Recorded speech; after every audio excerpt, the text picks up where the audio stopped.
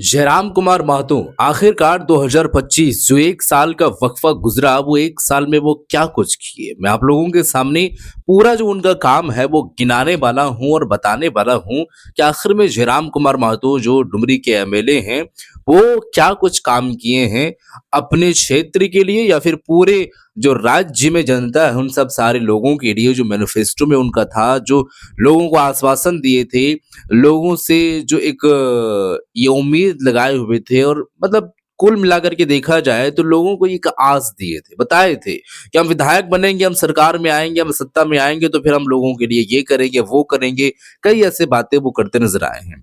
तो आखिर में वो क्या कुछ किए हैं अभी तक, चूंकि 2025 तो गुजर चुका है, 2026 आ चुका है। आज 1 जनवरी है और यहाँ पर मैं आप लोगों के सामने जो है वो वीडियो लेकर के आए हैं।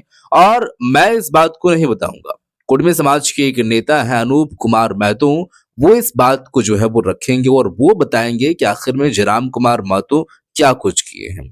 तो सबसे पहले मैं आप लोगों के सामने वीडियो रखते हैं, ये वीडियो को देखिए, फिर हम आगे की बातें करेंगे। वीडियो देखिए। और जैसा कि आपने बताया कि जो साल बीत गया उसके विषय में, तो जैसे कि हम लोग जाने कि इस साल विशेष रूप से 2025 हर एक दृष्टिकोण से बहुत ही उतार चढ़ाव वाला रहा। सबसे पहले हम बात करेंगे कि इस साल सबसे प्रमुख जो हम लोग चूँकि कुड़मी हैं और कुड़मी से रिलेटेड रेल टेका होने के बाद बहुत अप डाउन हुआ राजनीति में।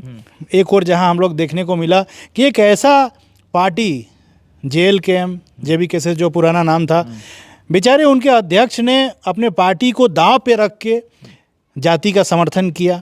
और वे सार्वजनिक तौर पे मंच में मैंने बोलते हुए सुना भी है कि बाकी जो नेता रहते हैं वे अगर जाति का बात करते हैं तो वे गलत नहीं है, जयराम महतो अगर जाति का बात करता है तो वो गलत हो जाता है।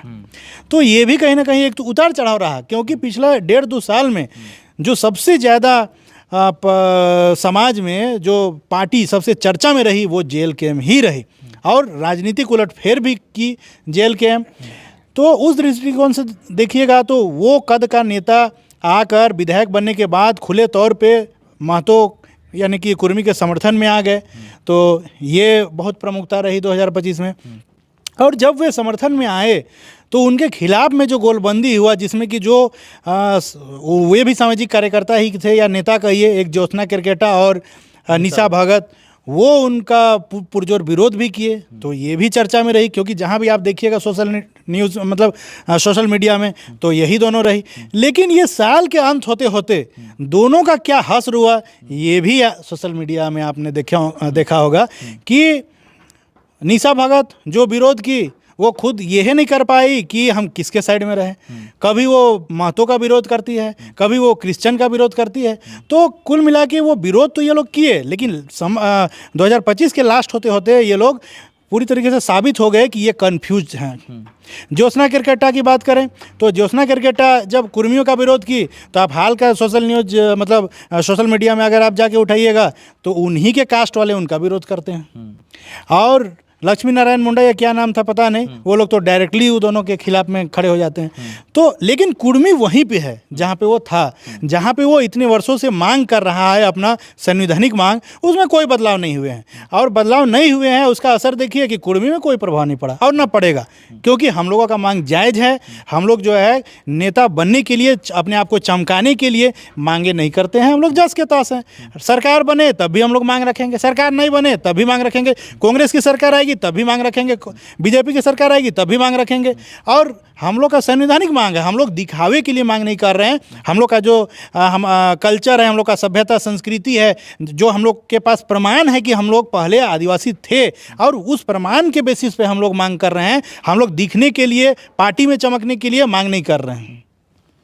अनुभव 2025 है, क्या आप और क्या क्या देखने को मिला आपको, इसके अलावा और क्या क्या देखने को मिला?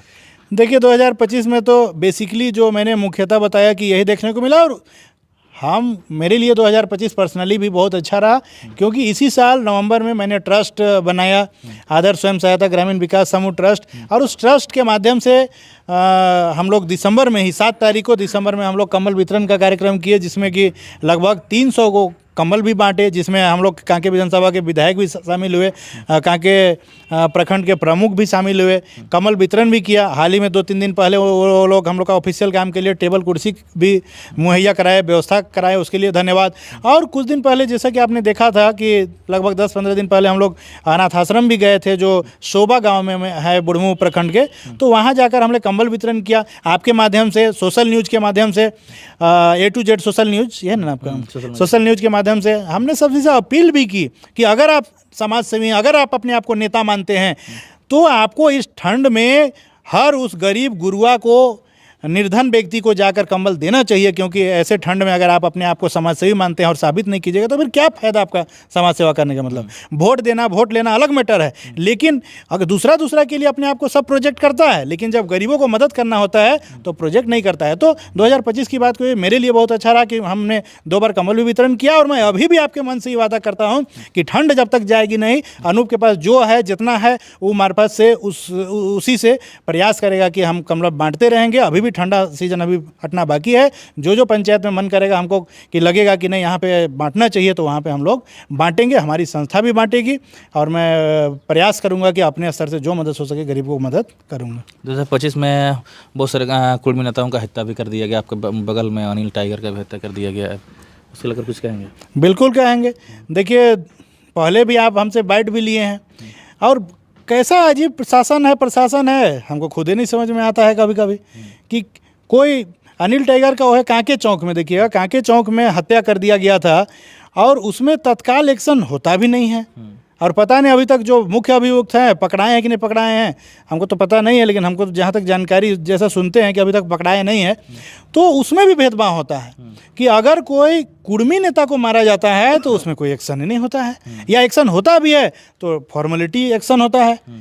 मेरा कहना है कि जो भी अभियुक्त रहता है, जो भी ऐसा बर्बरतापूर्ण तरीके से हत्या करता है, उसमें तुरंत एक्शन होना चाहिए। और सरकार को, वो कोई भी जाति का रहे, चाहे हिंदू रहे, मुस्लिम रहे, सिख रहे, ईसाई रहे, आदिवासी रहे, एसटी रहे, महतो रहे, कोई रहे, तो उसके खिलाफ जो है बहुत कड़ा एक्शन लेते हुए तुरंत गिरफ्तारी होनी चाहिए, और तुरंत उसको सज़ा देने के लिए ट्रायल कोर्ट ऐसा रखना चाहिए कि तुरंत उसको सज़ा मिले। अरे जब वो हत्या किया है तो उसमें और क्या सोचना और क्या समझना, मेरा ये तर्क है। लेकिन कुर्मियों से भेदभाव चूंकि करता ही जाता है, ये तो अब देखते ही हैं।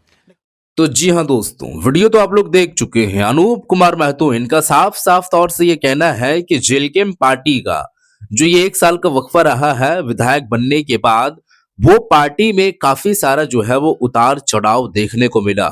और जब रेल टेका, डहर छेका आंदोलन का आगाज जिस समय हुआ था, उस समय से ही थोड़ा सा देखने को मिल रहा है कि लोग एक्टिव हैं, और सरकार को भी हम लोग हिला दिए हैं, केंद्र सरकार भी आश्वासन दिए हैं, और अगरचे अभी तो कोई चीज नहीं हुई है, लेकिन बातें समझ में आ चुकी है रेल टेका आंदोलन के बाद। तो वो जो है वो ये काम करते नजर आए हैं। बाकी की अगर बात देखा जाए तो वो बहुत ऐसे काम किए हैं जिस काम को लेकर के लोग जो है वो आलोचनाएं भी की है।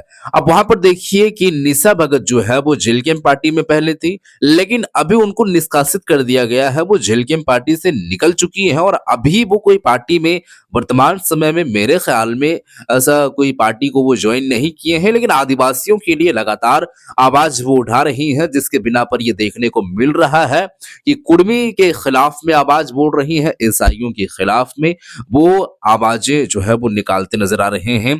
तो यहाँ पर अभी एक देखा जाए तो कोई एक मुद्दा लेकर के नहीं है, या फिर जो उनका जिस तरीके से जो है वो होना चाहिए था, जो काम वो करना चाहिए था उनको, वो काम वो कर नहीं रही है, एक जगह टिक नहीं पा रही है, इधर से उधर, इधर से उधर।